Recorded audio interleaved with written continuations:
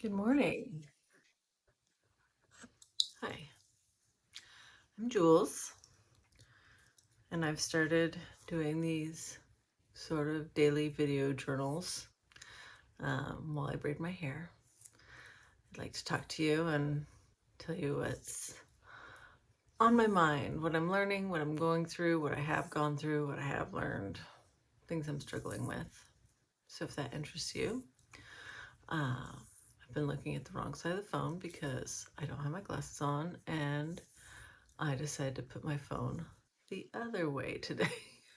So the camera's over here instead of over there.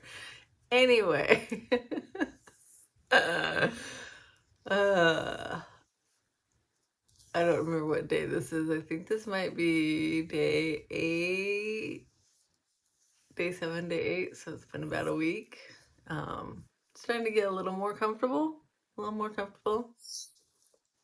Definitely more comfortable than the first day, but still a little awkward. But that's okay. That's okay. That's why we're doing this, right? Um, and that is a lot of the reason I'm doing this. I'm doing it to get used to speaking my mind freely without editing myself too much, um,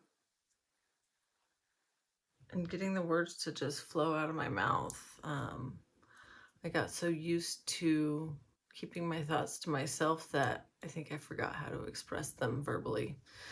Um, I have relearned how to write them.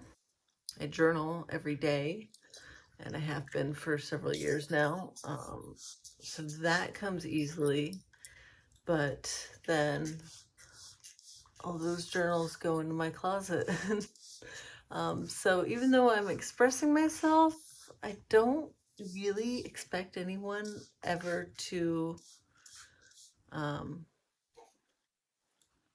see them and understand me, um, or learn anything.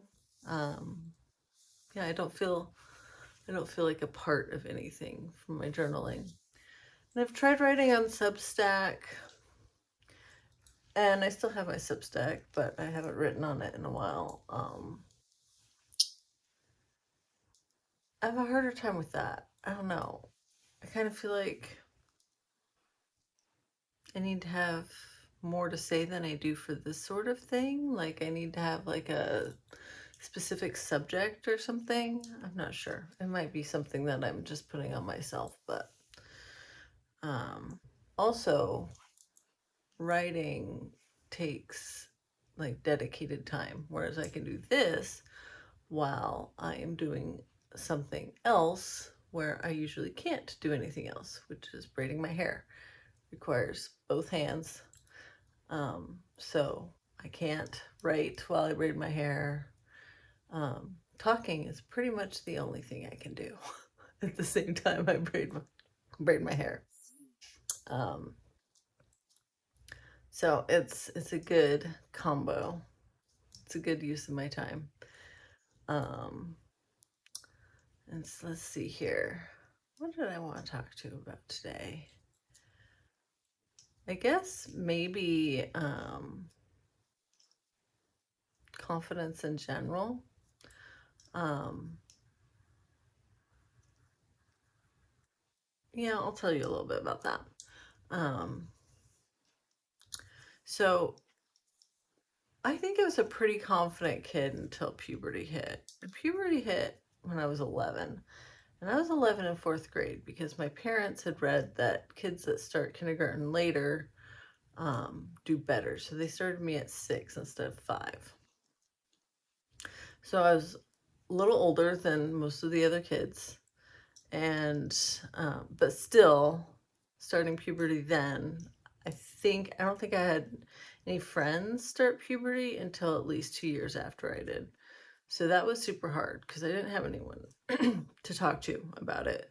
Like no one understood what I was going through at all.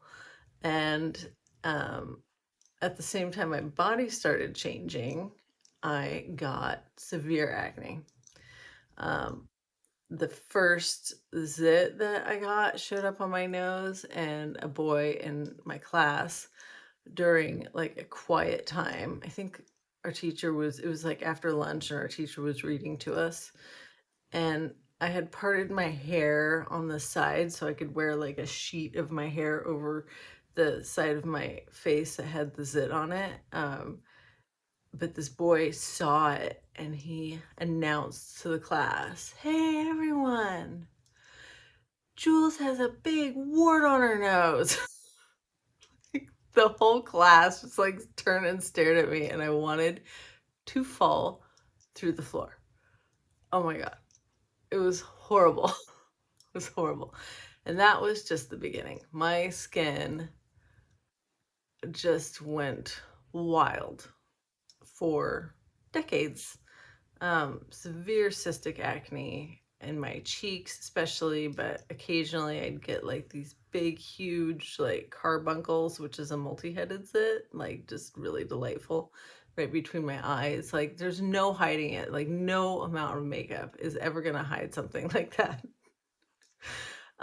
And so I just got used to going out into the world like that and feeling like the most hideous creature alive, and like no one would take me seriously. And that is part of why I stopped speaking my mind much. Um, I mean, my parents did what they could. I went to a dermatologist regularly, which I'm super grateful that I got to do.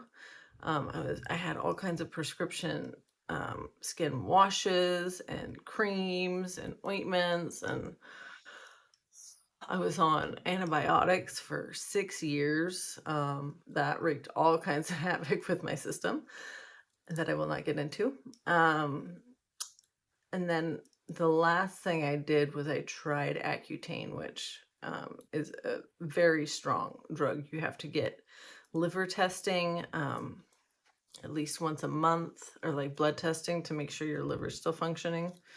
While you're on it, it's a super strong form of vitamin A, which is really hard on your liver in high doses. And but that, after 6 years of antibiotics, wreaked even more havoc with my system. So I wasn't able to stay on it for the full course, um, and so then my acne came back, and I still have acne. Thankfully, it is much more toned down. Um, but it's still hard. But I mean, showing up here without makeup, if you told me, I don't know, 5 years ago that I would be sitting in front of a camera without makeup on, I think I would have thought you were crazy. Uh, Before COVID, I would not leave the house without foundation on. I just wouldn't do it. Um,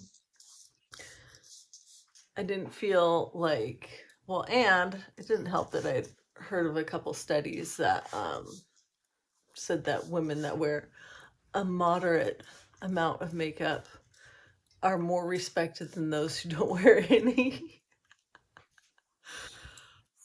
Humans are so weird. Anyway, um, so aside from my own insecurities, then there's this like validation of my fear that people won't take me seriously if I'm not wearing makeup. But then I kept working. I worked for a print shop that printed bus schedules and voting pamphlets and a bunch of healthcare mailings for different insurance companies. So they were considered a, oh, what was the word? Like critical business or whatever, you know what I mean. It, they were allowed to continue operations because the stuff they made needed to continue to be made. Um, anyway, but I was wearing a mask every day, and I also wore like a baseball style hat. So for like a couple years, like all you could see of my face was my eyes, and I was wearing glasses, so like even those were kind of hidden. But I didn't get treated any differently. I got treated with the same level of respect. I had the same expectations on me. Um, like nothing changed when people couldn't see my face. And I stopped wearing makeup because who cares? Because no one can see my face. And my skin really improved when I stopped wearing makeup too. Even though I was wearing supposedly non-comedogenic, which means won't clog pores, you know, makeup, and it was supposed to not cause problems. But clearly, since my skin improved when I stopped wearing it, it did. Um, and so when the masks came off, I decided to try not going back to makeup. And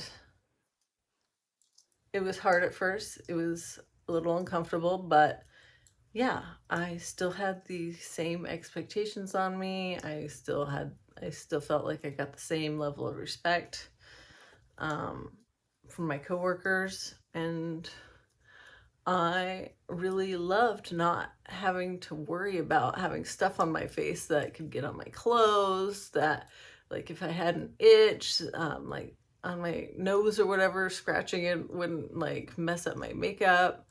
Um, I didn't have to worry about like my mascara or my eyeliner running or anything. Like it's just so much easier without it.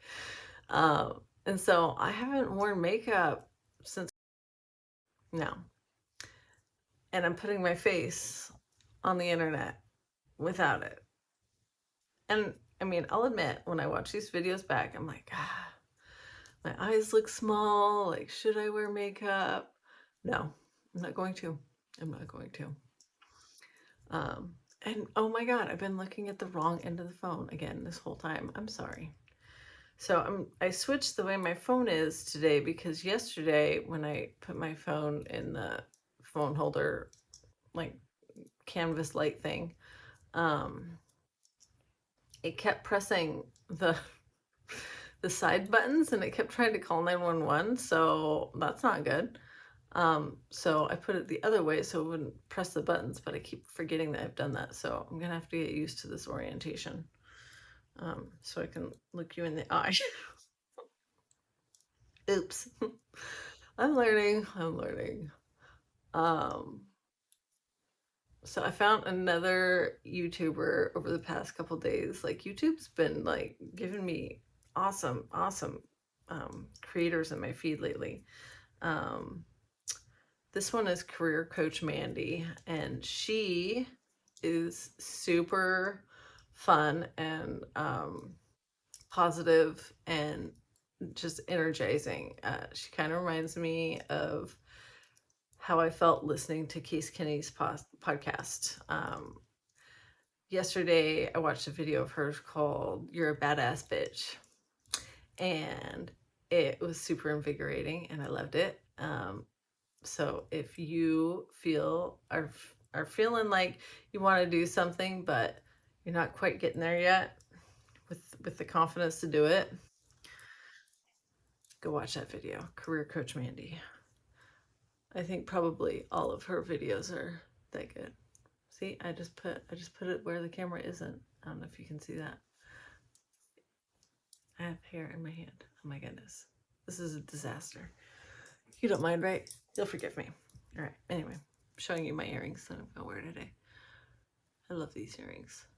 I believe they were made in Bali. Got them at a cool little store in a town I can never remember the name of. I always want to say it's Coeur d'Alene, but it's not Coeur d'Alene. That's in Idaho. But it's a C name, and I think it's like 2 words. Not Coeur d'Alene. Anyway, um, shop had like cool stuff like this and crystals. And am I putting these on backwards? I don't want to put my glasses on. I don't know. I don't know.